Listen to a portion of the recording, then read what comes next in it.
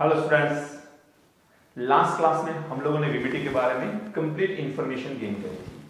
VBT क्या होती है और वैलेंस बॉन्ड थियरी के थ्रू हम लोग किस तरह से ओवरलैपिंग के बारे में समझ रहे थे, बॉन्ड की स्ट्रेंथ के बारे में समझ रहे थे और वीबीटी के अकॉर्डिंग कुछ क्वेश्चंस भी हम लोगों ने प्रैक्टिस करे थे।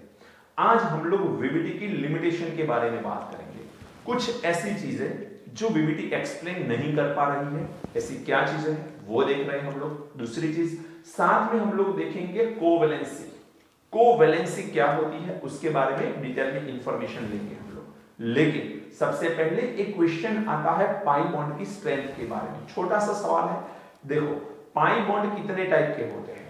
तो पाई बॉन्ड तीन तरह के होते हैं। पहले तो बॉन्ड कितने टाइप के होते हैं, तो सिग्मा एंड पाई। हम यदि सिग्मा एंड पाई दोनों की कंपैरिजन देखें तो सिग्मा बॉन्ड बहुत ही स्ट्रॉन्ग बॉन्ड है, जबकि पाई बॉन्ड बहुत ही वीक बॉन्ड है। लेकिन जो वीक बॉन्ड है पाई, वो तीन तरह के होते हैं और वो तीनों में स्ट्रेंथ किसकी ज्यादा, स्ट्रेंथ किसकी कम, उसके बारे में देखना है। तीन तरह के पाई बॉन्ड होते हैं। पहला जो पाई होता है वो होता है P pi P pi. That means P orbital दूसरी एटम की पी ऑर्बिटल के साथ पाई बॉन्ड फॉर्म करती है। एक एटम की पी ऑर्बिटल दूसरे एटम की पी ऑर्बिटल के साथ पाई बॉन्ड फॉर्म करती है।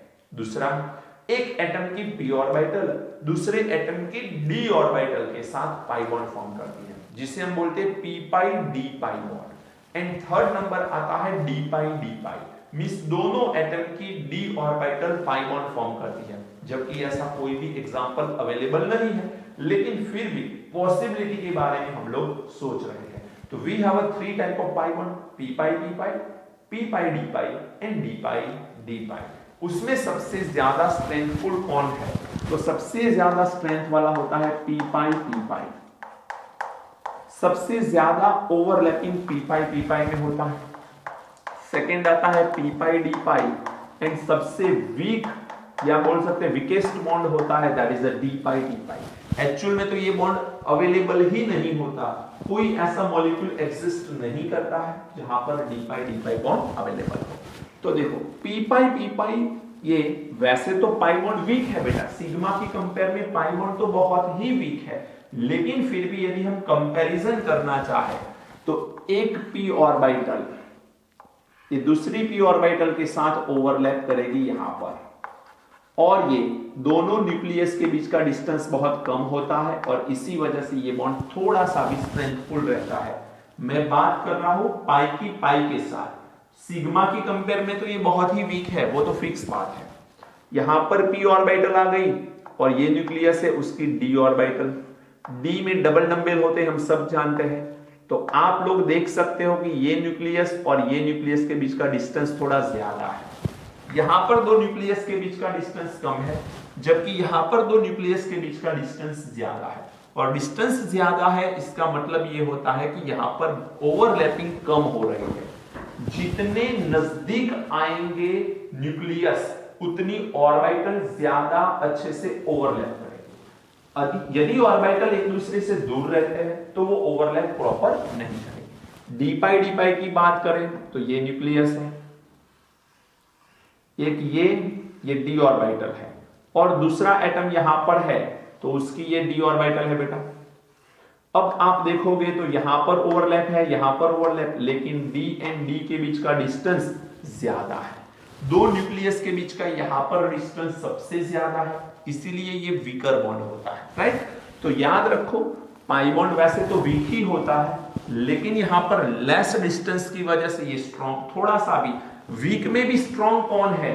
तो ये पी पाई की स्ट्रेंथ ज्यादा होती है देन डी पाई एंड सबसे कम स्ट्रेंथ होती है डी पाई डी पाई। बात समझ आ रही है? क्लियर है बेटा? चलिए, then after a limitation of VBT, valence bond theory की लिमिटेशंस देखनी है। अब देखो लिमिटेशन मैं बता रहा हूं, लेकिन उसके बाद कोवैलेंसी टॉपिक से ज्यादा क्लियर होगा आपको। अभी देखते हैं, हम लोगों ने जब एटॉमिक स्ट्रक्चर कंप्लीट किया था तो उसमें एक पॉइंट आया था, आपको पता होगा, ground state and excited state. याद है कि नहीं? कोई भी इलेक्ट्रॉन ग्राउंड स्टेट से एक्साइटेड स्टेट में जाता था, n इज इक्वल टू 1 में से n इज इक्वल टू 2 में, 3 में, 4 में। यही कॉन्सेप्ट यहां पर भी काम करेगा। देखो लिमिटेशन ऑफ वीबीटी में हम लोग एक एग्जांपल ले रहे हैं और वो एग्जांपल है मीथेन का। CH4 को क्या बोला जाता है? मीथेन बोला जाता है। अब यहां पर क्या है? कार्बन। कार्बन कौन से नंबर का एटम है? 6 नंबर का। इलेक्ट्रॉनिक कॉन्फ़िगरेशन देखी जाए तो क्या होगी? 1s2 2s2 and 2p2। 6 electron हो गए, 1s2 2s2 2p2। अब यहां पर आप लोग देखोगे तो ये आउटर शेल हो गई, सेकेंड नंबर की क्वांटम नंबर या सेकेंड पीरियड का ये एलिमेंट है, इसीलिए ये 2 नंबर आउटर शेल में है।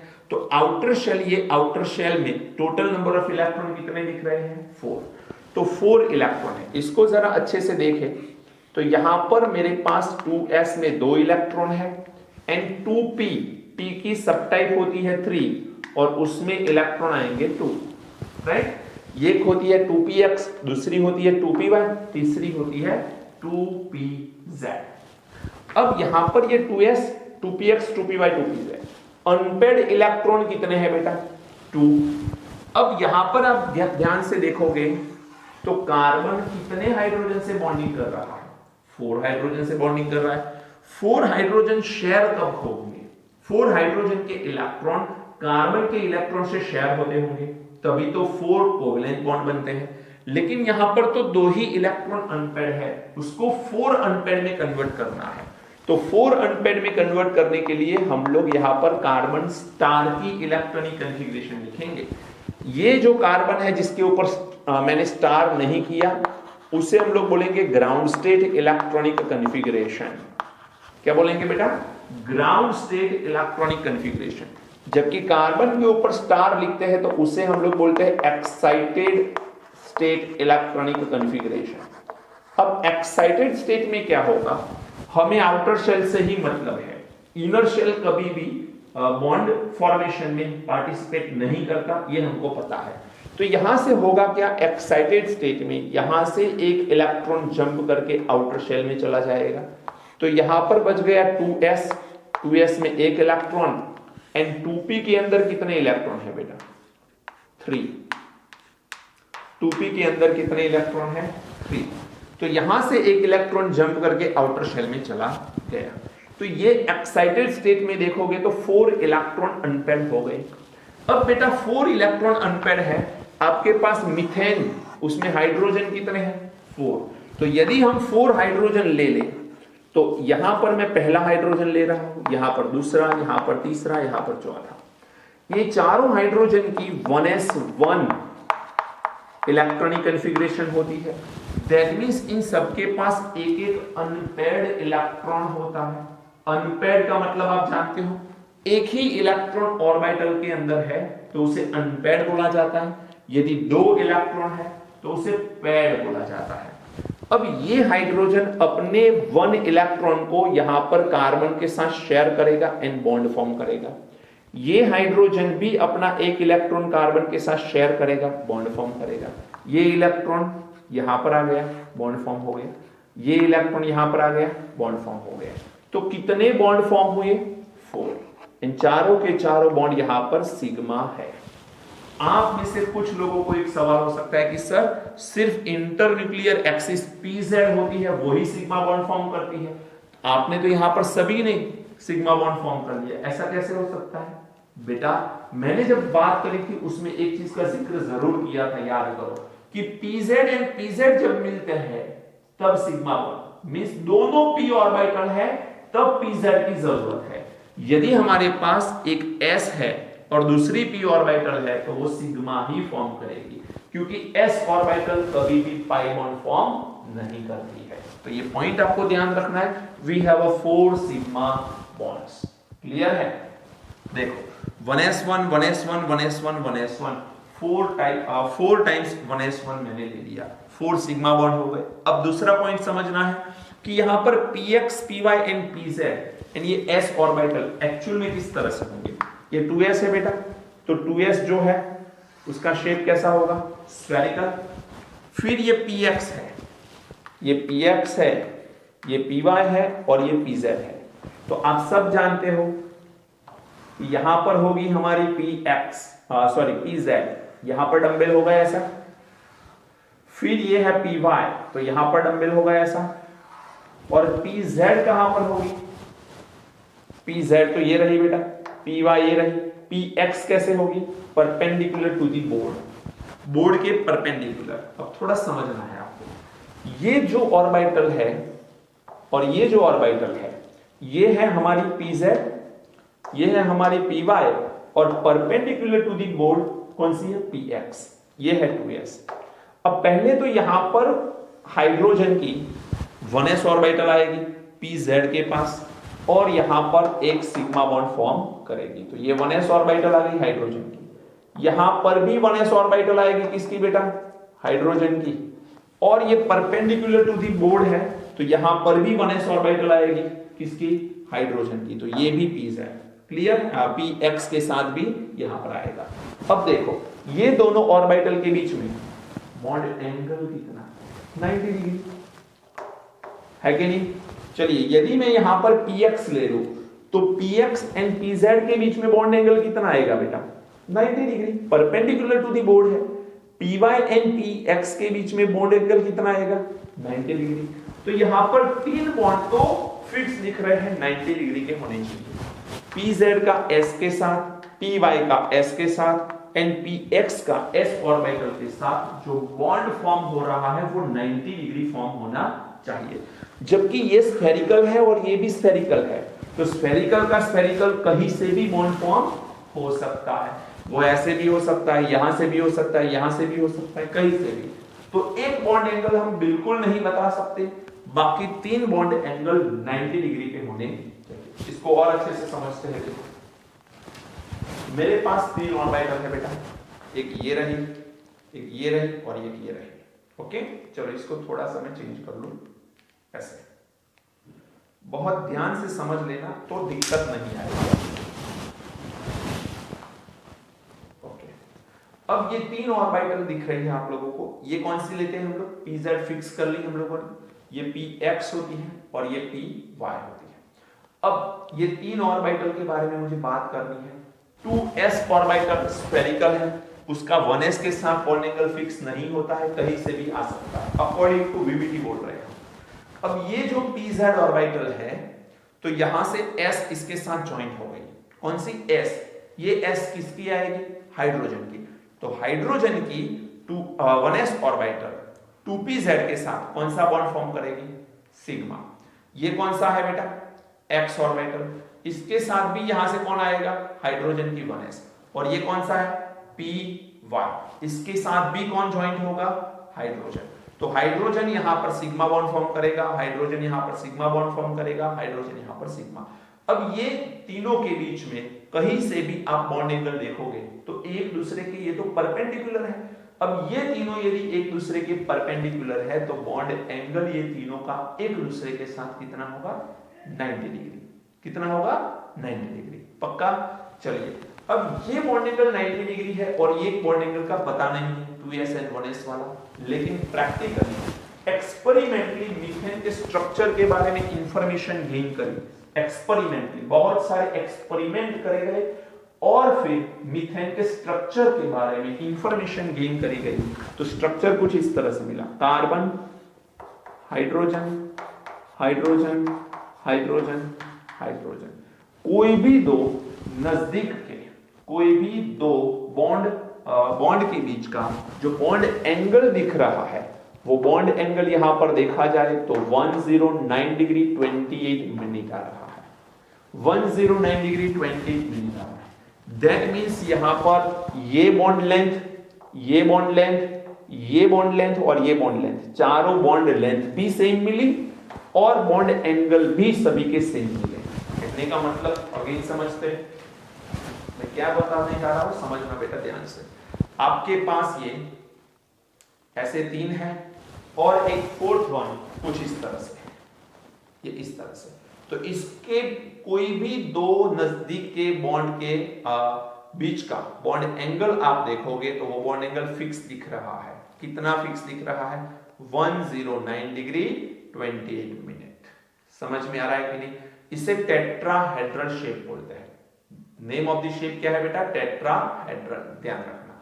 तो आप लोगों को ये पता होना चाहिए कि ये दोनों के बीच का, या ये दोनों के बीच का, या ये दोनों के बीच का, या यहां पर कहीं पर भी बॉन्ड एंगल देखा जाए तो वो बॉन्ड एंगल की वैल्यू फिक्स रहती है 109 डिग्री 28 मिनट। अब ऐसा अकॉर्डिंग टू वीबीटी नहीं होना चाहिए, क्योंकि वीबीटी क्या बोल रही है कि यहां पर तो ये तीनों एक दूसरे के परपेंडिकुलर है, तो 90 डिग्री बॉन्ड एंगल होना चाहिए था, जबकि यहां पर बॉन्ड एंगल कितना आ रहा है 109 डिग्री 28 मिनट। दूसरी चीज, यहां पर आप देखोगे तो ये तीन बॉन्ड P का S के साथ है, जबकि एक बॉन्ड S का S के साथ है।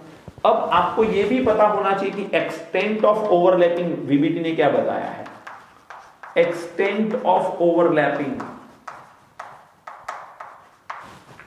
1s का 2s के साथ जो ओवरलैपिंग हो रहा है उसकी कंपेयर में 1s का 2p के साथ ओवरलैपिंग ज्यादा होता है।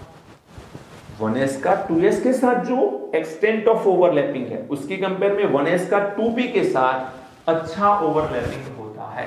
इसका मतलब यह है कि ये तीनों बॉन्ड ज्यादा पावरफुल होने चाहिए, ज्यादा स्ट्रेंथ वाले होने चाहिए, एंड यदि ज्यादा ओवरलैप करता है तो दोनों के न्यूक्लियस नजदीक आने चाहिए। तो ये 1s एंड 2p वाले कितने बॉन्ड है बेटा 3, ध्यान रखना 1s 2p कार्बन हाइड्रोजन कितने बॉन्ड है 3 सिग्मा बॉन्ड,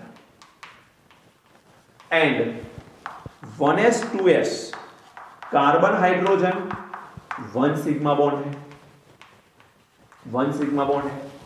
समझ में आ रहा है। तो यहां पर जो बॉन्ड दिख रहे हैं हम लोगों को वो बॉन्ड इक्वल नहीं है। ये 3 sigma bond carbon bond hydrogen 1s 2p वाला है, 1 सिग्मा बॉन्ड 1s 2s वाला है। अब एक्सटेंट ऑफ ओवरलैपिंग यदि 1s 2p की ज्यादा है तो ये तीनों की बॉन्ड लेंथ कम होनी चाहिए, जबकि इसकी बॉन्ड लेंथ ज्यादा होनी चाहिए। अकॉर्डिंग टू वीबीटी ये होना चाहिए, लेकिन एक्सपेरिमेंटली चारों की बॉन्ड लेंथ सेम मिली और बॉन्ड एंगल भी सबका 109 डिग्री 28 मिनट। तो यहां पर क्वेश्चन यहां अराइज ये होता है कि ये जो बॉन्ड एंगल दिख रहा है इतना बड़ा, कंपेयर टू वीबीटी 90 डिग्री बोल रही थी, उसकी कंपेयर में यहां पर तो बॉन्ड एंगल बहुत बड़ा मिल रहा है। दूसरी चीज, बॉन्ड लेंथ भी डिफरेंट आनी चाहिए थी, लेकिन बॉन्ड लेंथ भी सबकी सेम आ रही है। तो इसका आंसर लेने के लिए हम लोगों को एक नई टर्म समझनी पड़ेगी, दैट इज अ हाइब्रिडाइजेशन। कौन सी टर्म समझनी पड़ेगी बेटा? हाइब्रिडाइजेशन। बाय हाइब्रिडाइजेशन हम लोग इसका आंसर कर पाएंगे, लेकिन हाइब्रिडाइजेशन समझने से पहले हम लोगों को एक और टर्म समझनी पड़ेगी जिसे बोलते हैं हम लोग कोवैलेंसी। आई होप आपको लिमिटेशन समझ में आई है कि वीबीटी एक्चुअल में जो बोल रही है मीथेन में ऐसा नहीं देखने को मिलता। और इसीलिए हम लोगों ने एक चीज बोली थी शुरुआत में कि वीबीटी सिर्फ और सिर्फ बाय एटॉमिक मॉलिक्यूल के लिए इंपॉर्टेंट है। दो एटम से जो मॉलिक्यूल फॉर्म होता है वो मॉलिक्यूल को रिप्रेजेंट करने के लिए ही इंपॉर्टेंट है। कौन? वीबीटी। उससे ज्यादा एटम के लिए हम लोगों को हाइब्रिडाइजेशन की इंफॉर्मेशन लेनी पड़ती है। बहुत अपने आप में बहुत अच्छा टॉपिक है, बहुत बड़ा टॉपिक है और ये इंपॉर्टेंट है एग्जाम के पॉइंट ऑफ व्यू से। तो एग्जाम पॉइंट ऑफ व्यू से हाइब्रिडाइजेशन बहुत इंपॉर्टेंट है। वो समझने से पहले हमें कोवैलेंसी समझनी है, जो आज का टॉपिक है वो देखते हैं। आप नोट करिए, फिर कोवैलेंसी करते हैं। अब पॉइंट समझना है हम लोगों को कोवैलेंसी के बारे में। कोवैलेंसी क्या होती है देखते हैं। पहले मैं आपको डेफिनेशन बता दूं, उसके बाद हम लोग कोवैलेंसी के कुछ एग्जांपल्स भी देखेंगे। डेफिनेशन क्या है जरा समझना।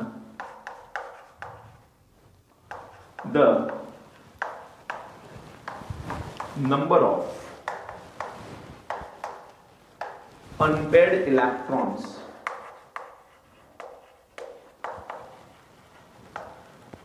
present in an atom in its ground state or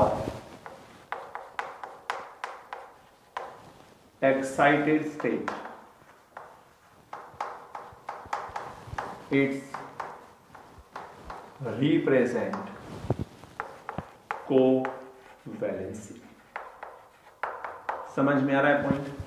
किसी भी एटम की ग्राउंड स्टेट या फिर एक्साइटेड स्टेट में जितने नंबर ऑफ अनपेयर्ड इलेक्ट्रॉन पाए जाएंगे उस नंबर ऑफ अनपेयर्ड इलेक्ट्रॉन को हम नाम देते हैं कोवैलेंसी। क्या नाम देते हैं? कोवैलेंसी। अब देखो कोवैलेंसी को समझने का सबसे बेहतरीन एग्जांपल है, पहले तो सेकेंड पीरियड को लेते हैं हम लोग। पीरियोडिक टेबल आपको पता होना चाहिए बेटा। सेकेंड पीरियड को जरा ध्यान से समझते हैं। बोरॉन 5th नंबर का एलिमेंट है। इलेक्ट्रॉनिक कॉन्फ़िगरेशन देखी जाए तो 1s2 2s2 एंड 2p1। अब देखो ये इनर शेल की इलेक्ट्रॉन है, इसको तो कभी भी हम ध्यान में नहीं लेंगे क्योंकि covalency excited state and ground state में तय करी जाती है। एक्साइटेड स्टेट वो आउटर शेल में ही आएगी एंड ग्राउंड स्टेट में भी आउटर शेल में ही अनपेयर्ड इलेक्ट्रॉन मिलेंगे। तो हम लोगों को ये 1s2 आगे नहीं लिखेंगे हम लोग, जरा ध्यान देना। अब ये 2s2 है तो 2s में कितने इलेक्ट्रॉन है? 2 इलेक्ट्रॉन है। 2p में कितने इलेक्ट्रॉन है बेटा? 1 इलेक्ट्रॉन है। तो यहां पर 2s में 2 एंड 2p में 1। यहां पर हम लोग देखें तो इसे हम लोग कोवैलेंसी का नाम दे रहे हैं। कोवैलेंसी क्या नाम दे रहे हैं? कोवैलेंसी। कितने इलेक्ट्रॉन है बेटा अनपेयर्ड? 1। तो यहां पर कोवैलेंसी 1 है। क्या हमने इलेक्ट्रॉनिक कॉन्फ़िगरेशन में कोई भी छोटा मोटा चेंज किया? नहीं किया। तो इसे हम लोग बोलेंगे ग्राउंड स्टेट। शॉर्ट में ग्राउंड स्टेट को लिखेंगे GS। अब हम लोग इसकी देख रहे हैं एक्साइटेड स्टेट। एक्साइटेड स्टेट के लिए दो चीजों का ध्यान रखना है। एक, पेयर्ड इलेक्ट्रॉन होने चाहिए ग्राउंड स्टेट के अंदर and second point, outer shell में एम्प्टी या वैकेंट ऑर्बिटल होनी चाहिए क्योंकि यहां से एक इलेक्ट्रॉन जंप करके आउटर शेल में तभी जाएगा और तभी अनपेयर्ड हो पाएगा जब ये ऑर्बिटल वैकेंट हो। जब तक ये वैकेंट नहीं है यहां से इलेक्ट्रॉन यहां नहीं जा सकता है।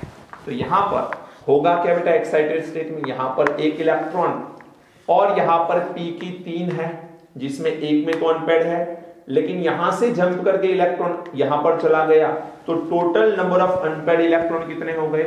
3। तो यहां पर कोवैलेंसी कितनी हो जाएगी? 3। ये 2s की 1 और 2p में 2 आ रहे हैं तो इसकी कोवैलेंसी 3 आ रही है। एग्जाम्पल के तौर पे यहां पर देखा जाए तो एग्जाम्पल है BCl3 या फिर BF3। बेस्ट एग्जाम्पल है BCl3 या फिर BF3। ये एक्साइटेड स्टेट में ही बोरॉन बॉन्ड फॉर्म करता है, ये पता होना चाहिए। ग्राउंड स्टेट के अंदर जब भी एक ही बॉन्ड फॉर्म हो सकता है अनपेयर्ड इलेक्ट्रॉन एक होने की वजह से, लेकिन ऐसा कोई भी कंपाउंड आज तक बोरॉन का नहीं देखा गया। इसका मतलब ये होता है कि बोरॉन का एक इलेक्ट्रॉन जब अनपेयर्ड होता है और जब वो बॉन्ड फॉर्म करता होगा तो वो अनस्टेबल कंपाउंड फॉर्म करता होगा।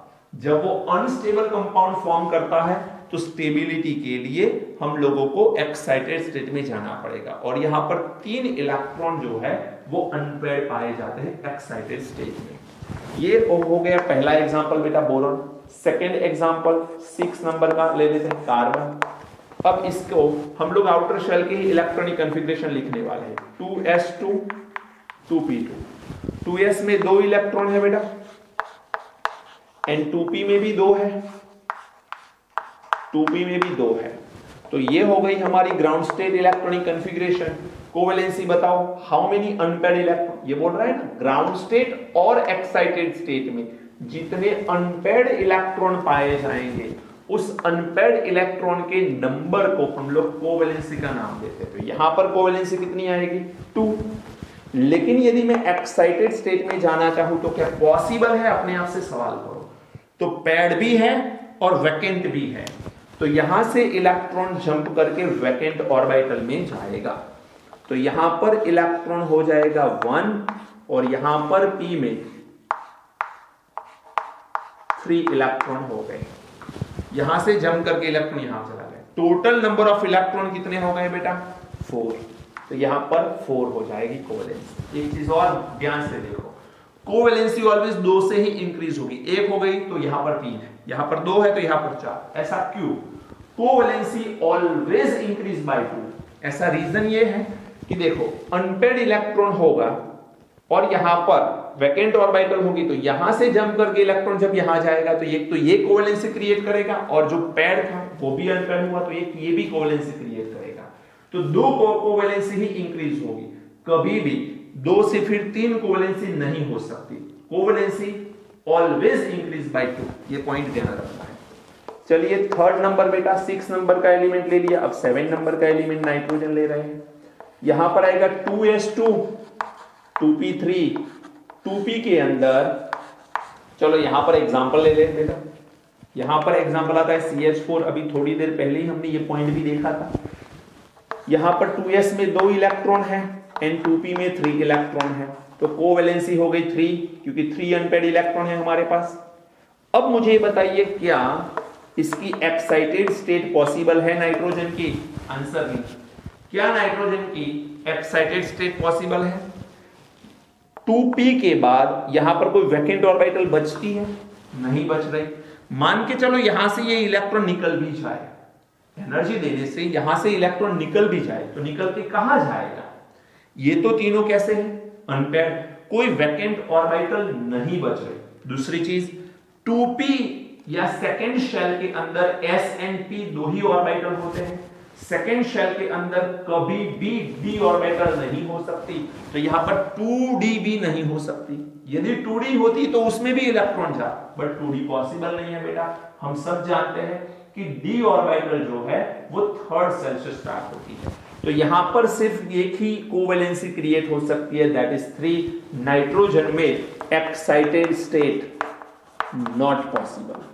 क्यों पॉसिबल नहीं है, इसका रीजन आप सबको पता होना चाहिए, क्योंकि यहां पर कोई वैकेंट ऑर्बिटल नहीं है और यहां से इलेक्ट्रॉन जंप करके उस वैकेंट में जा नहीं सकता, क्योंकि वैकेंट है ही नहीं। एग्जाम्पल के तौर पे हम लोग ले रहे हैं NH3 अमोनिया। क्लियर है? तो ये कुछ सेकेंड पीरियड के एलिमेंट हुए, अभी भी और भी देख रहे हैं हम लोग सेकेंड पीरियड के। 4 नंबर पे ले रहे हैं हम लोग 8 नंबर का element oxygen. Electronic configuration outer shell के लिखेंगे 2s2 2p4 2s2 2p4। देखो बेटा 2s2, तो यहां पर 2 इलेक्ट्रॉन और यहां पर आएंगे 4 इलेक्ट्रॉन, तो 1 2 3 और 4। क्या यहां पर कोई एक्साइटेड स्टेट पॉसिबल है? तुरंत आंसर आप आना चाहिए कि बिल्कुल पॉसिबल नहीं है, क्योंकि यहां से इलेक्ट्रॉन अनपेयर्ड नहीं हो सकता, यहां से भी नहीं हो सकता, क्योंकि वैकेंट ऑर्बिटल नहीं है। तो इसकी कोवेलेंसी कितनी आएगी बताओ? 2। ये हो गई हमारी ग्राउंड स्टेट, और यहां पर लिखेंगे excited state is not possible.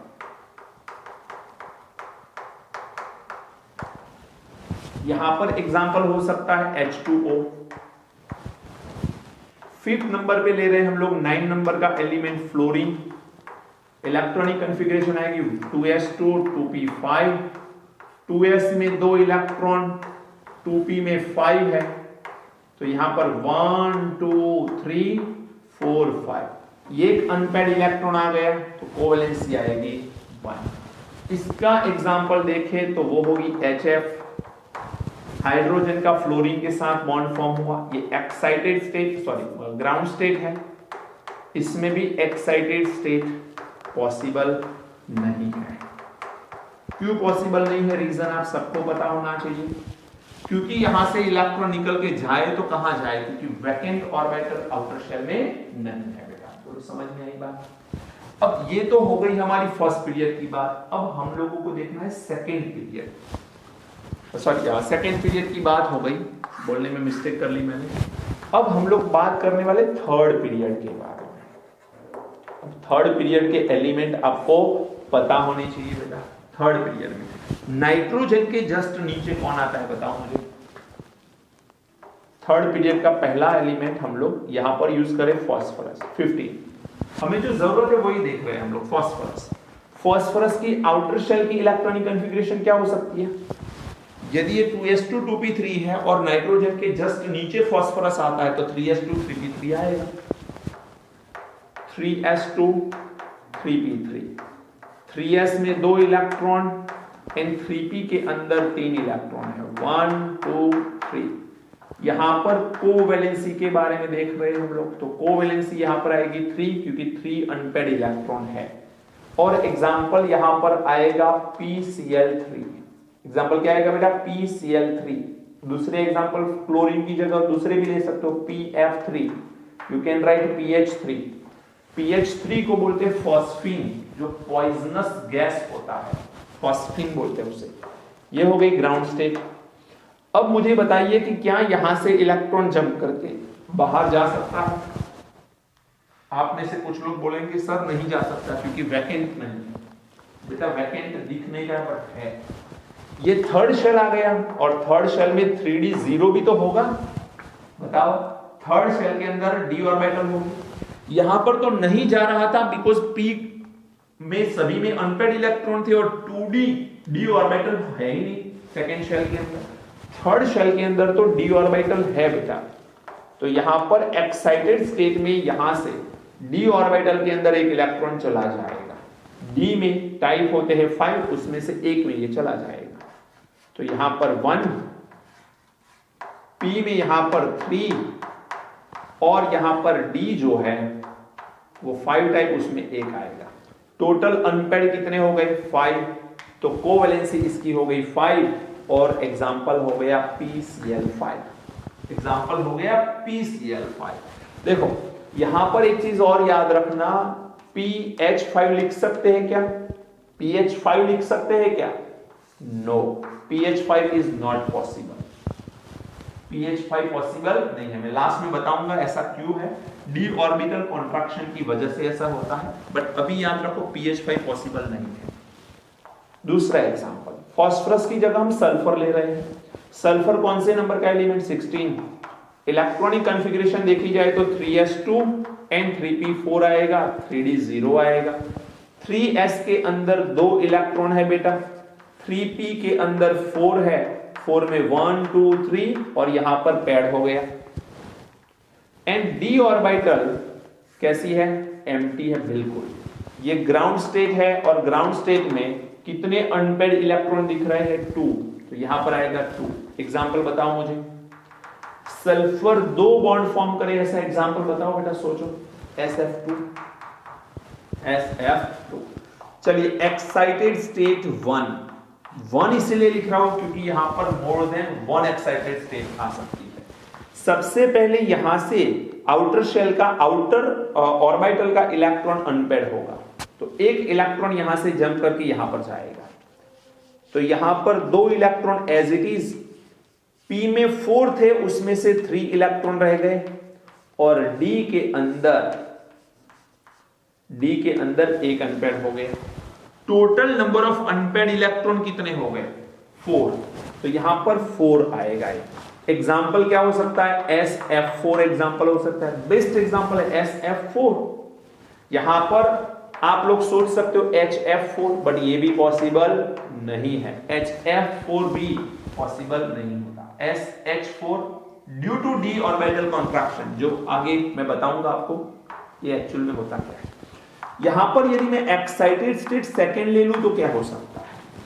यहां से एक इलेक्ट्रॉन जंप करके यहां चला गया। अब सेकेंड एक्साइटेड स्टेट में यहां से इलेक्ट्रॉन यहां जा सकता है। सारे पैड यदि आउटर शेल के अंदर वैकेंट ऑर्बिटल है तो अनपेड होते रहेंगे। जब तक सारे अनपेड न हो जाए तब तक वो अनपेड होते रहेंगे। तो देखो 1 2 3 4 5 6। एग्जाम्पल के तौर पे क्या हो सकता है? SF6। Similarly HS6 is not possible. SH6 is not possible. आप लोग देखो कोवैलेंसी यहां पर 2 थी, फ्लोरीन में 1 थी, फिर फास्फोरस में 3 थी, फिर 5 हुई। कितने से इंक्रीज हुई? 2 से इंक्रीज हुई। सल्फर में 2 थी, 4 हुई, 4 से 6 हुई, तो 2 से इंक्रीज हुई। कहने का मेरा मतलब है covalency always increase by 2। Clear है? चलिए जल्दी से नोट करिए, फिर मुझे और भी कुछ कोवैलेंसी के बारे में एग्जांपल बताना। जल्दी से नोट करिए। हो गया? देखते हैं अभी थर्ड नंबर एलिमेंट सल्फर के बाद का हैलोजन देखते हैं। सल्फर के बाद वैसे क्लोरीन आता है, बट मैं 3 हैलोजन की साथ में बात करने वाला हूं। तीनों हैलोजन कौन से नंबर का एलिमेंट है? हैलोजन कौन से नंबर का ग्रुप है? 17। तो यहां पर थर्ड नंबर में मैं ले रहा हूं X, और X की जगह आप कंसीडर करो क्लोरीन, ब्रोमीन, आयोडीन। फ्लोरीन क्यों नहीं? क्योंकि फ्लोरीन की ऑलरेडी बात कर चुके हैं। अब यहां पर बात करने वाले हैं इसकी इलेक्ट्रॉनिक कॉन्फ़िगरेशन आएगी NS2 NP5 ND0, ये इनकी आउटर शेल की इलेक्ट्रॉनिक कॉन्फ़िगरेशन आएगी। तो पहले लिखते हैं NS2 NP5 ND0 एंड इसकी कोवैलेंसी मुझे समझनी है बेटा। तो NS में कितने इलेक्ट्रॉन है 2, NP के अंदर कितने इलेक्ट्रॉन है 5, 1 2 3 4 5 and ND D 5 orbital but यहां पर इलेक्ट्रॉन 0, तो एक ही इलेक्ट्रॉन अनपेयर्ड रहेगा। तो इसकी कोवैलेंसी कितनी आएगी 1। ये हो गई ग्राउंड स्टेट की। अब एक्साइटेड स्टेट फर्स्ट ले रहे हैं, फर्स्ट एक्साइटेड स्टेट बताओ क्या होगा। फर्स्ट एक्साइटेड स्टेट को जरा समझो आप। तो यहां पर वैसे के वैसे रहेंगे बट यहां पर जो 2 बार पैड है उसमें से एक इलेक्ट्रॉन अनपेयर्ड होगा। तो यहां पर 2 इलेक्ट्रॉन आएंगे, यहां पर एक, यहां पर एक, यहां पर एक, टोटल 3 कोवैलेंसी हो जाएगी। कितनी होगी बेटा 3 कोवैलेंसी होगी। एक्साइटेड स्टेट सेकंड ले रहे हैं हम लोग, यहां से एक और इलेक्ट्रॉन अनपेयर्ड होगा। तो यहां पर 2 इलेक्ट्रॉन है, p ऑर्बिटल के अंदर 3 इलेक्ट्रॉन आएंगे एंड d ऑर्बिटल के अंदर 2 अनपेयर्ड आएंगे। टोटल अनपेयर्ड कितने हो गए बताओ 5। आप एक चीज और देखो, 1 से 3 2 से इंक्रीज हुआ, 3 से 5 2 से इंक्रीज हुआ। क्या यहां पर एक्साइटेड स्टेट 3 पॉसिबल है? बिल्कुल पॉसिबल है। कैसे? 2 इलेक्ट्रॉन यहां पर आएंगे, यहां पर 3 और यहां पर 2, ये तो कंडीशन है ही हमारे पास। अब यहां से एक इलेक्ट्रॉन जंप करके इधर आएगा। टोटल अनपेयर्ड इलेक्ट्रॉन कितने हो गए बताओ मुझे। Total number of unpaired electron 1 2 3 4 5 6 7। अब यदि मैं आयोडीन का एग्जांपल ले रहा हूं तो ये IF बना सकता है, ये IF3 बना सकता है, ये IF5 बना सकता है और ये IF7 बना सकता है।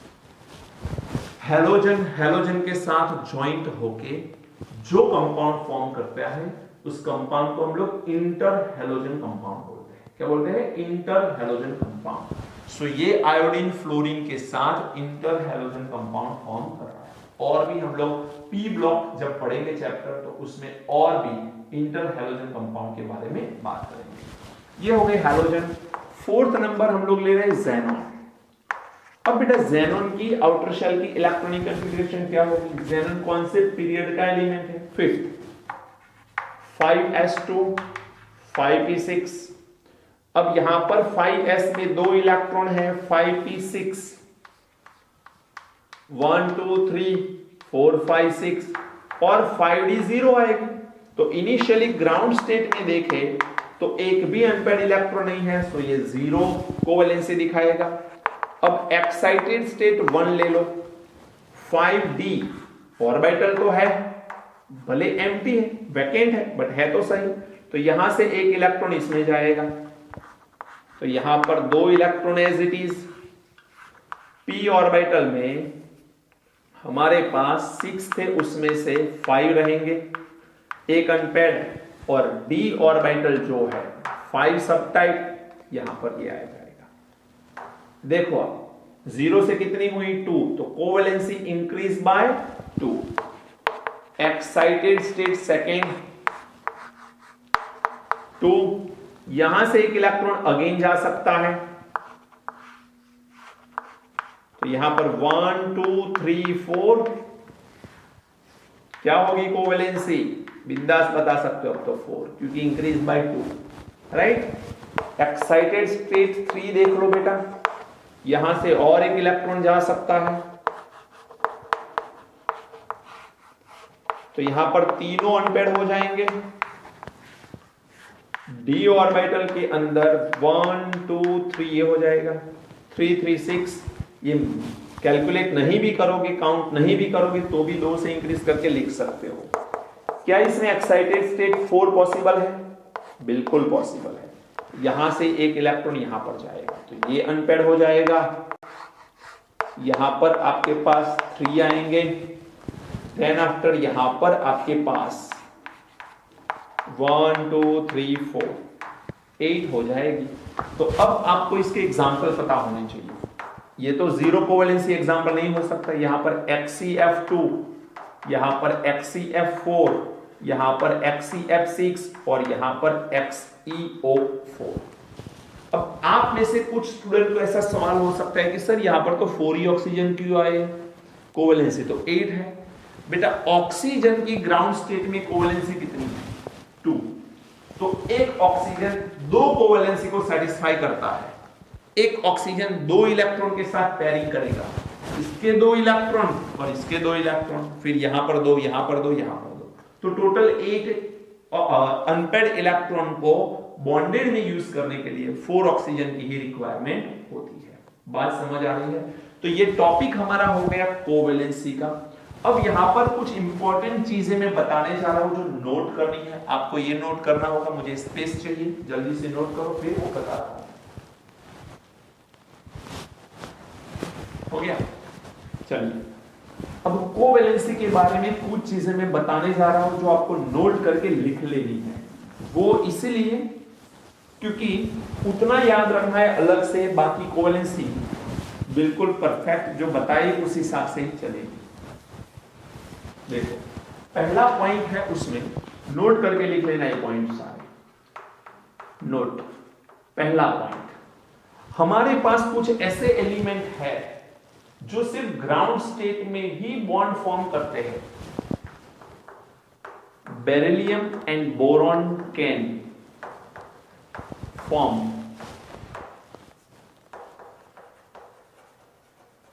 Covalent bond in excited state only.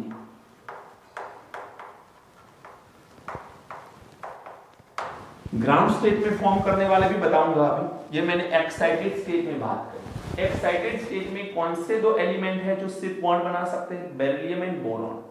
उनकी ग्राउंड स्टेट में बॉन्ड फॉर्म हो ही नहीं सकते, वो सिर्फ और सिर्फ एक्साइटेड स्टेट में ही बॉन्ड फॉर्म करते हैं। ग्राउंड स्टेट में इनकी जो कोवेलेंसी है वो यूजफुल नहीं रहती है, ऐसे कंपाउंड नहीं देखे गए। सेकंड, आपको याद रखना है फोन। क्या याद रखना है? Phone. Fluorine, oxygen and nitrogen can form covalent bond in ground state only. ये सिर्फ ग्राउंड स्टेट में ही बॉन्ड बना सकते हैं क्योंकि इनकी एक्साइटेड स्टेट पॉसिबल ही नहीं है। क्यों पॉसिबल नहीं है? Due to absence of D orbital. इनमें डी ऑर्बिटल होती ही नहीं है, और डी ऑर्बिटल नहीं होती है इस वजह से ये सिर्फ ग्राउंड स्टेट में ही बॉन्ड बना सकते हैं। And third number, covalency increase by 2। Covalency increase by 2, always increase by 2, ऐसा भी लिख सकते हो। Covalency always increase by 2। Always word आप चाहो तो लिख लो, क्योंकि 2 से ही ये ऑलवेज इंक्रीज होती है। अंडरस्टूड? अब मैं यहां पर कुछ ऐसे कंपाउंड लिख रहा हूं जो पॉसिबल है, कुछ ऐसे जो पॉसिबल नहीं है। तो मैं पहले लिखूंगा एग्जिस्ट एंड यहां पर लिखूंगा नॉट एग्जिस्ट। कुछ कंपाउंड एग्जिस्ट करते हैं, कुछ कंपाउंड एग्जिस्ट नहीं करते हैं। जैसे कि PCl5 एग्जिस्ट करता है, SF4 एग्जिस्ट करता है, SF6 एग्जिस्ट करता है, बट नॉट एग्जिस्ट कौन है? फॉस्फोरस जिस ग्रुप से बिलोंग करता है, वो ग्रुप कौन सा? Group number 15।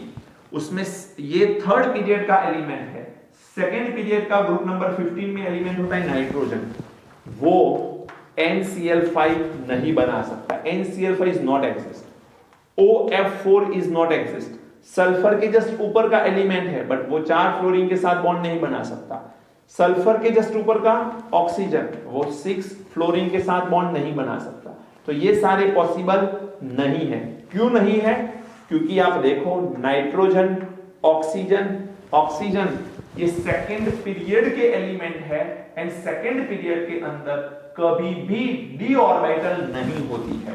डी ऑर्बिटल नहीं होती है तो ये फोन में आते हैं FON मींस ये सिर्फ ग्राउंड स्टेट में ही बॉन्ड फॉर्म करते हैं। Number of unpaired electron limited होते हैं, डी ऑर्बिटल है नहीं, तो यहां पर हम लोग लिख सकते हैं ऐसा क्यों है, due to absence of D orbital. इनकी आउटर शेल के अंदर डी ऑर्बिटल है ही नहीं और इसीलिए ये पॉसिबल नहीं है। क्लियर, इसे नोट करिए। फिर मैं एग्जिस्ट नॉन एग्जिस्ट के ऊपर और बात कर रहा हूं और डी ऑर्बिटल कॉन्ट्रैक्शन के बारे में बात कर रहा हूं। नोट करिए फिर आगे बढ़ते हैं। अब कुछ कंपाउंड का लिस्ट मैंने बोर्ड के ऊपर लिखा है जिसमें कुछ कंपाउंड एग्जिस्ट करते हैं जबकि उसी के रिलेटेड ऐसे कुछ कंपाउंड जो एग्जिस्ट नहीं करते हैं। जिसमें मैंने लिखा है PCl5 can exist but PH5 is not. SF4 and SF6 are exist but SH4 and SH6 are not. XeF2, XeF4, XeF6 are exist but XeH2, XeH4, XeH6 are not exist. इसके पीछे reason समझते हैं। Reason है simple letter में D orbital contraction. ये होता क्या है उसके बारे में मैं एक्सप्लेन कर रहा हूं, कहीं बुक में नहीं मिलेगा आपको ये पॉइंट। नीट और JEE वाले बच्चे ही इसे देखें बिकॉज बाकी के बच्चों के लिए काम की चीज बिल्कुल नहीं है। डी ऑर्बिटल कॉन्ट्रैक्शन, देखो मैं एग्जांपल ले रहा हूं यहां पर PCl5 का। ओके, अब PCl5 का जब एग्जांपल ले रहे तो फास्फोरस 15 नंबर का एलिमेंट है, इलेक्ट्रॉनिक कॉन्फ़िगरेशन है 3s2 3p3 and 3d0। Ground state की मैं बात करूं तो 3s में 2 इलेक्ट्रॉन है, 3p में 3 इलेक्ट्रॉन है एंड 3d जो है वो वैकेंट है। तो यहां पर आप लोग इसकी कोवैलेंसी देखोगे तो कितनी कोवैलेंसी है, कोवैलेंसी है 3। बट क्या PCl5 3 वैलेंसी से बन सकता है? नहीं बन सकता, तो इसे हम लोग और वैलेंसी बढ़ाएंगे। तो यहां से एक इलेक्ट्रॉन निकल के इसमें जाएगा तो ये आएगी एक्साइटेड स्टेट। 3s के अंदर 1 इलेक्ट्रॉन, 3p के अंदर 3 इलेक्ट्रॉन एंड 3d के अंदर 1 इलेक्ट्रॉन अनपेयर्ड पाया जाएगा। बात समझ आ रही है? तो अब टोटल कोवैलेंसी कितनी हो गई बेटा? 5। अब जरा समझना इसको थोड़ा और अच्छे से।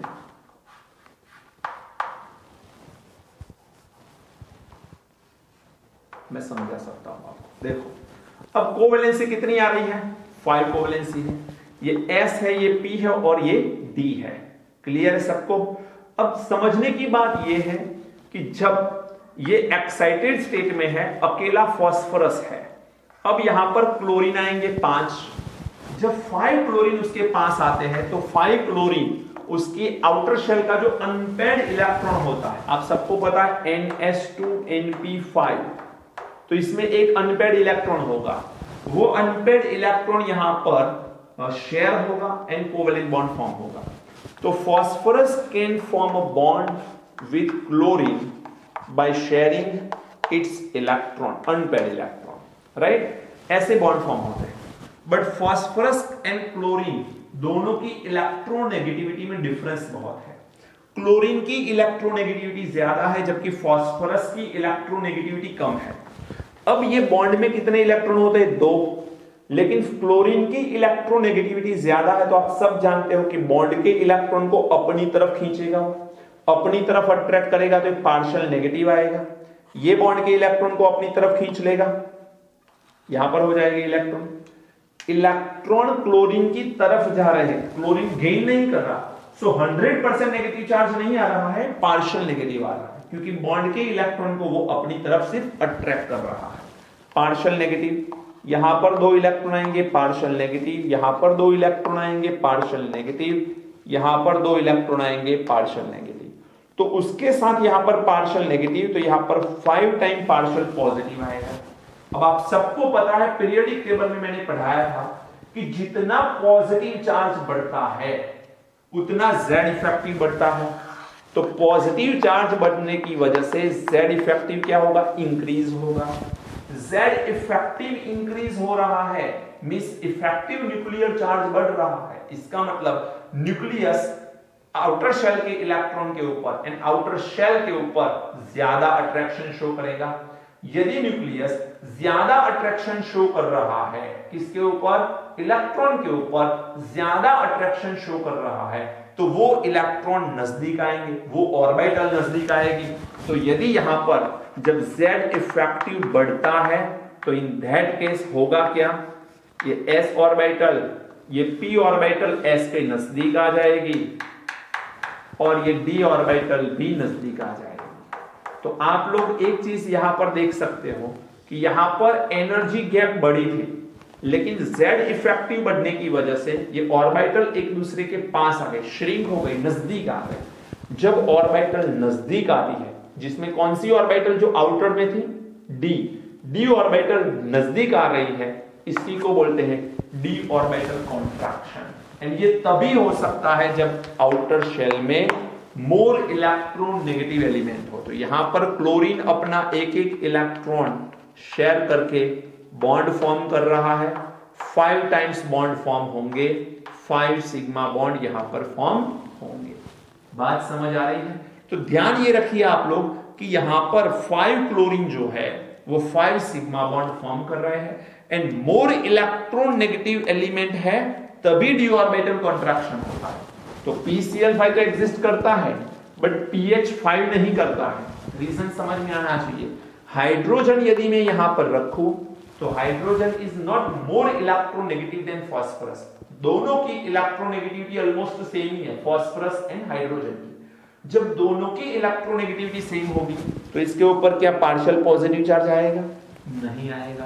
पार्शियल पॉजिटिव चार्ज नहीं आएगा क्योंकि आउटर जो होगा उसके ऊपर पार्शियल नेगेटिव नहीं आएगा। तो in that case D orbital contraction नहीं होगा। तो ये सभी ऐसे हैं जिनमें डी ऑर्बिटल कॉन्ट्रैक्शन नहीं होता और ये सभी ऐसे हैं जिनमें डी ऑर्बिटल कॉन्ट्रैक्शन होता है। अंडरस्टूड? दूसरा एक पॉइंट याद रखना बेटा, ज़ेनॉन की जब भी बात आए तो याद रखना xenon always form compound with